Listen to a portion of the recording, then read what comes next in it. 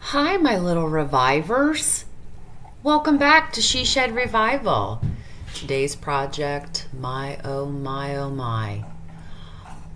I would call this a mid-century modern entertainment center, maybe a bar. Maybe a bar. I got it at Goodwill for $25. It's in pretty good shape. It's a little dirty. It's got some really cool MCM legs on it. It's got half of the top comes up, attached with hinges. So I think we can do something fun with this piece. The first thing I'm going to do is get rid of the legs. Not get rid of them. Remove them with power tools. I really hate flathead screwdrivers, flathead nails, but this is what we're working with. Common on older pieces too. Whatever. But the plan is to get these off because I want to sand them, strip them back to the natural wood, and refinish them in the same tone that I'm going to do the top. So let's get these bad boys off.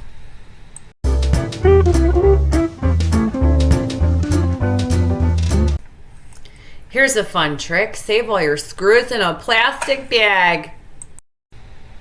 Next up, we're going to remove the hinges from the back.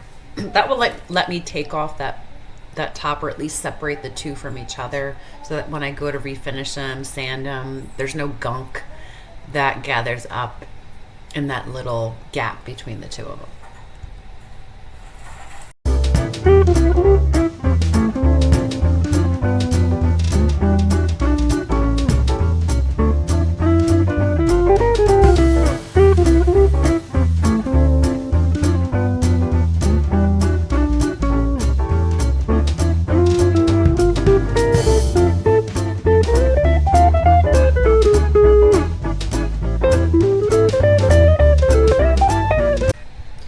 All right, kids, you know what time it is. It's time to clean this piece.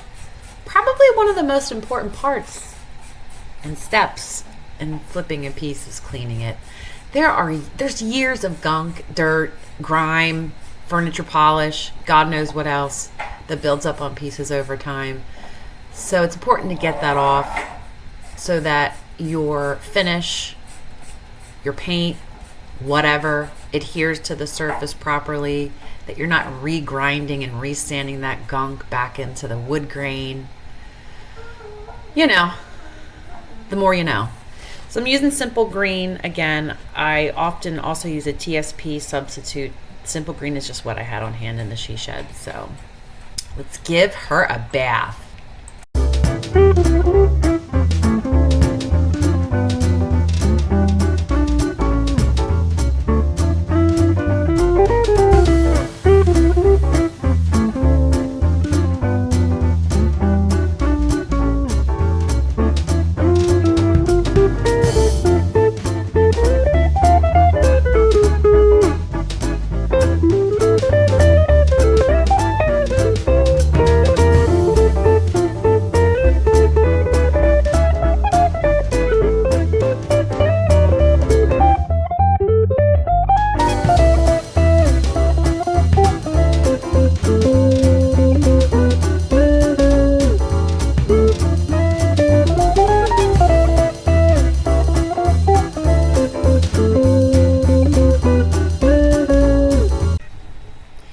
Here is the most satisfying thing to watch back on video, especially at high speed, is scraping finish off.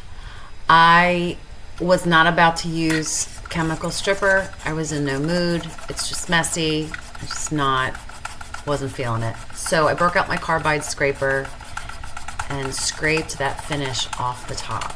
You'll see I had to change my blade when I realized the first one I was using wasn't sharp enough, but it did the trick. It takes a little bit of elbow grease, but it gets the job done.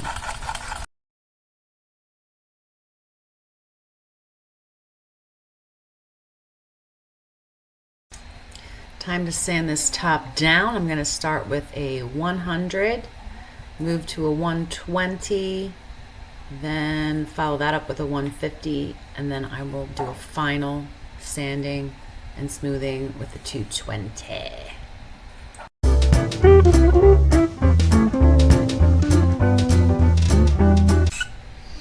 Now that the top is completely sanded down, it's smoothed, it's ready to be finished, I am choosing to go with a whitewash finish for the top and also for the legs. Usually I just make my own paint wash with 50% paint, 50% water mix. I decided to reach for Bear's white pickling stain. I've never used it before, so I figured I'd try something new. To be honest, I did not love it. It had a strange consistency. It was sort of sticky, sort of slippery. It didn't wipe well. And it's supposed to, per the instructions, sit for about 10 minutes and then you wipe it. But it was drying quicker than that. And then when I went to go wipe it back, it was a little smudgy. So I don't think I would reach for this product again. I was able to fix, the patchiness and the smudginess by reactivating it with water again and re-wiping it. And I had to do that a couple times. So for me, it kind of defeats the purpose. I could have gotten this done in one step with my own paint wash. I'm glad I tried it. And like I said, I don't think I would reach for it again. But in the end, I was able to make it work. It did turn out good, just with extra work involved.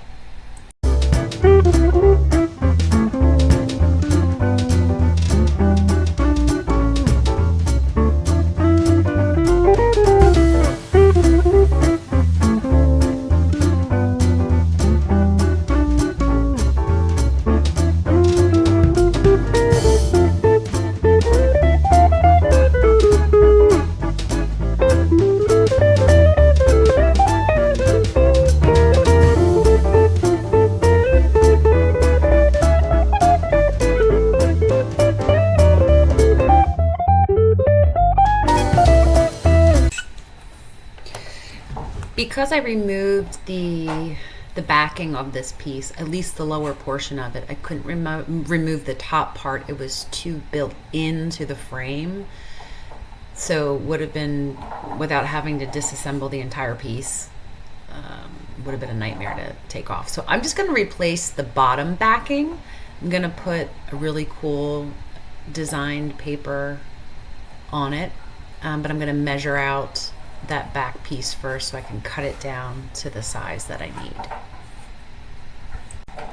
And I'm simply just clamping the piece to the back and using a pencil to mark and measure out where I need to cut that back piece.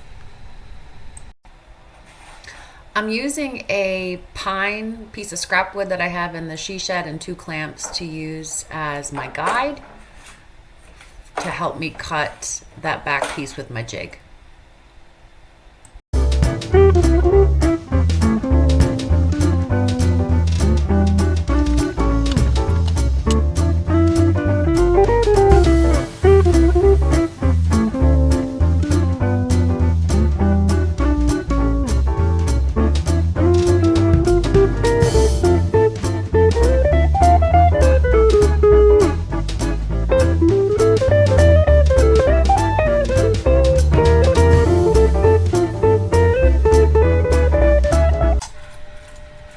Here I'm adding the vinyl peel and stick wallpaper to the inner backing, and I'll just smooth it out with a smoothing blade and then cut the edges down. And voila, that step is complete. I decided to paint the inside of this piece as well, the same color green. So I am going to do a scuff sanding with a 220 grit. I also am sanding down some wood filler that I used to patch up some damage on the inside.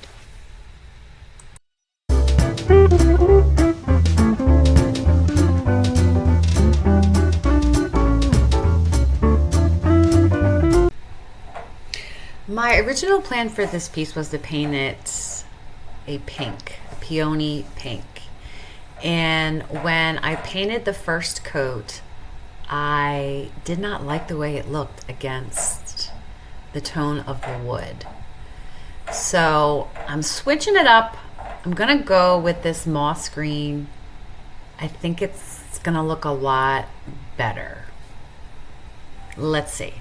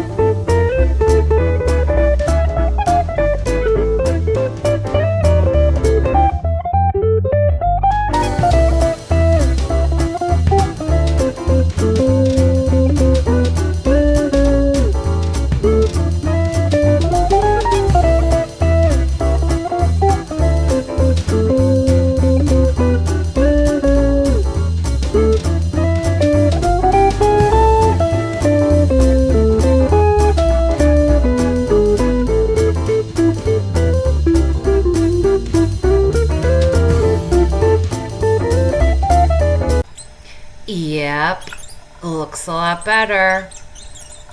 So we'll go ahead and add a second coat.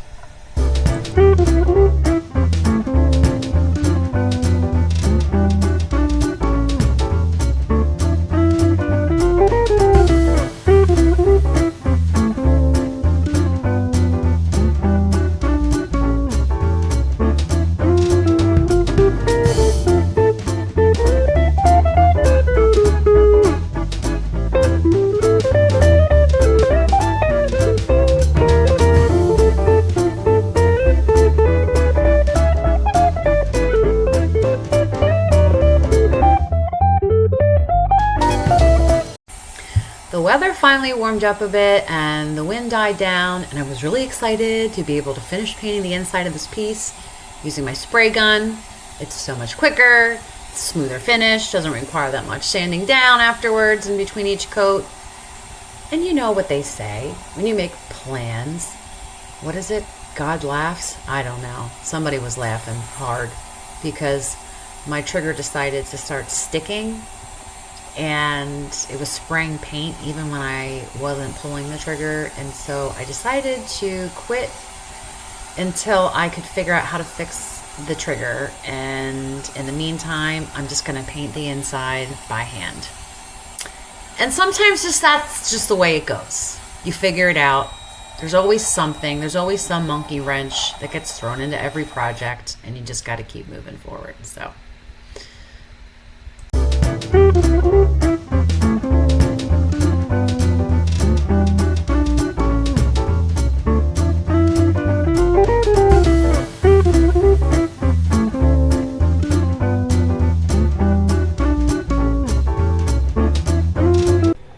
Now it's time to whitewash the legs, and I am using the Bear White Pickling stain for this as well.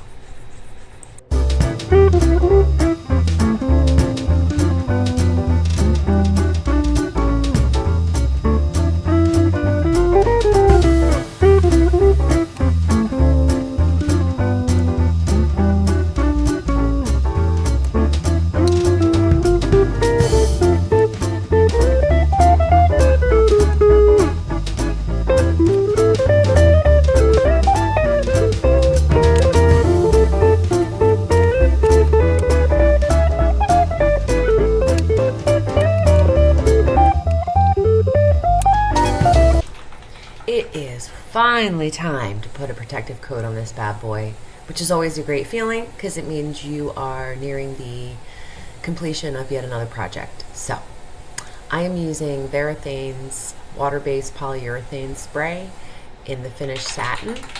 I usually buy a big can of this, load it into my paint spray gun, but as you guys know, it's not working right now, and it's very cold outside and windy anyway.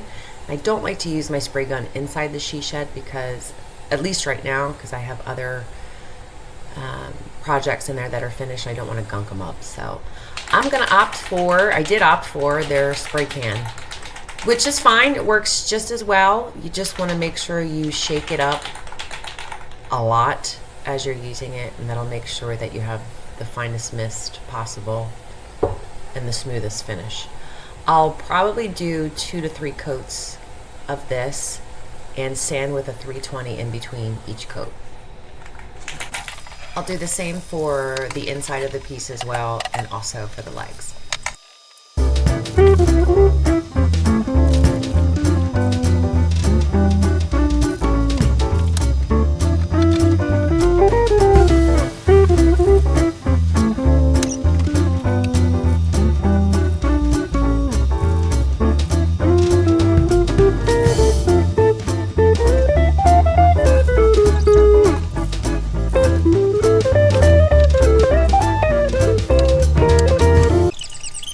To attach the back panel, and I'm using brad nails to do that.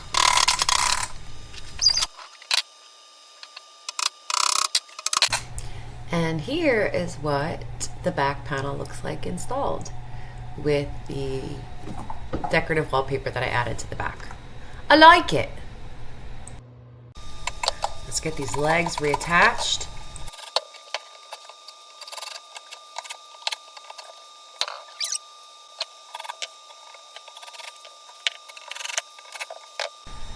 I'm reattaching the legs to the bottom boards. They're already anchored with nails that are sticking out. You probably can't see them, but they were also attached with wood glue. So I'm adding a fresh coat of the glue and reattaching them.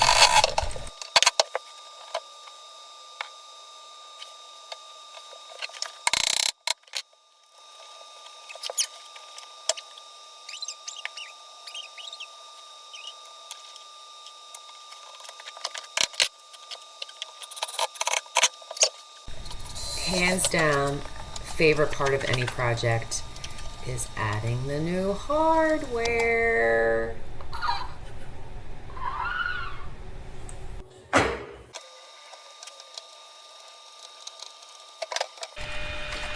One last step, and this project is done. And that is adding the top hinges back to the piece.